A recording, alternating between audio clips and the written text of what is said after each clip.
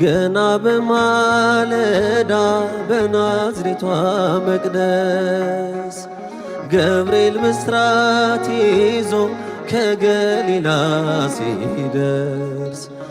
ያን ዜና ስትሰሚ ደንግጠሽ በብርቱ አንቺ ብቻ ነበርሽ ብላቴናይቱ አንቺ ብቻ ነበርሽ ብላቴናይቱ አንቺ ብቻ ቤተልሔም አንቺ ብቻ በዚያ ግርግም ዮሐንስን በገሊላ በኤፍራታ አላየንም አንቺ ብቻ ቀራንዮ